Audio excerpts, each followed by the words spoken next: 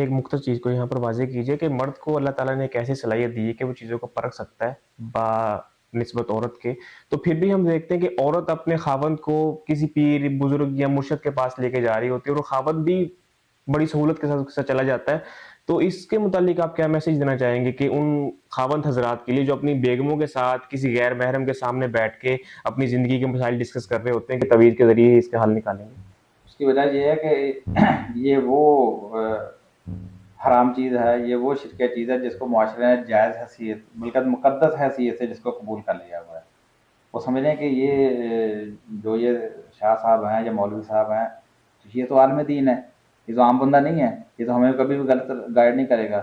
لیکن یہ نہیں پتا کہ جن کی ذمہ داری یہ تھی کہ وہ لوگوں کو منع کریں، وہ اس سطح پہ آ چکے ہیں جس طرح بنی اسرائیل کے سطح تھی کہ جس طرح سورہ بقرہ میں اللہ تعالیٰ نے فرمایا کہ کتاب اللہ کو پیسے پوچھ ڈال دیا تھا انہوں نے، اور ان چیزوں کے پیچھے پڑ گئے تھے جن کو شیاطین جو تھے وہ سلیمان علیہ السلام کی سلطنت کا نام لے کے پیش کرتے تھے. یعنی ان سے جادو منتر ٹونے ٹوٹکے یہ وظیفے، وہ یہود کے جو بڑے تھے وہ ان کاموں میں اندر پڑے ہوئے تھے. ہمارے علماء کا دیکھیں طبقہ جو ہے وہ بھی انہی کاموں کے اندر پڑ گیا جو جس کے اندر کبھی یہود اور نصارہ کے علماء جن کاموں کے اندر پڑے ہوئے تھے.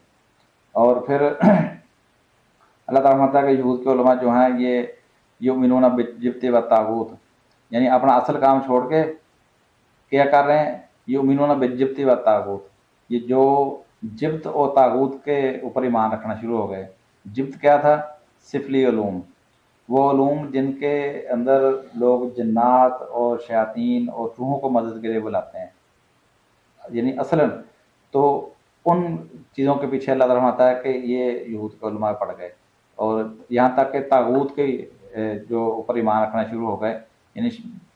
یعنی اپنے اس مذموم مقاصد کو حاصل کرنے کے لیے نہ صرف شیطانی ہتھ کنڈے اختیار کیے بلکہ شیاطین سے مدد بھی طلب کرنا شروع کر دی. جس طرح آپ نے وہ شروع میں بتایا نا کہ تعویذ کے اندر لکھا ہوتا ہے یا حمان یا قارون یا ابو جہل، ٹھیک ہے نا، یا شیطان یا ابلیس، یا یعنی کیا ہے یہ وہ جبت ہے.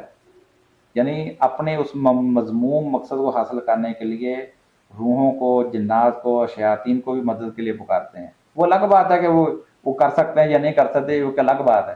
لیکن ان اپنے اس ناجائز مقصد کو حاصل کرنے کے لیے یہ کچھ بھی کرنے کے لیے تیار ہیں، شرک کرنے کے لیے بھی تیار ہیں، لوگوں کو بھی شرک پر آمادہ کرنے کے لیے تیار ہیں. تو کیا اللہ تعالیٰ نے یہی ڈیوٹی لگائی تھی اہل علم کی؟ علماء جو انبیاء کے وارث ہیں، کیا ان وارثین کی یہ ڈیوٹی تھی کہ لوگوں کو شرک پر آمادہ کریں، خود بھی جبت و طاغوت کے اوپر ایمان رکھیں اور لوگوں کو بھی اس کے اوپر لگائیں؟ یعنی جس طرح اللہ تعالیٰ فرماتا ہے کہ یہود کے اوپر اللہ تعالیٰ نے عیسیٰ علیہ السلام اور داؤد علیہ السلام کے ذریعے سے لعنت کی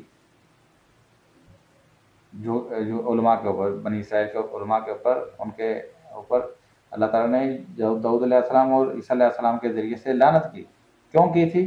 کہ لوگوں کو برائی سے روکتے نہیں تھے بلکہ اس کے اندر خود ملوث ہو جاتے تھے، اس وجہ سے. تو آج یہی صورتحال ہمارے سامنے ہے.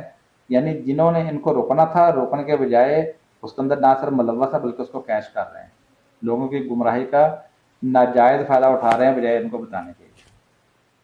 جی ٹھیک ہے، آپ کی بات واضح ہے.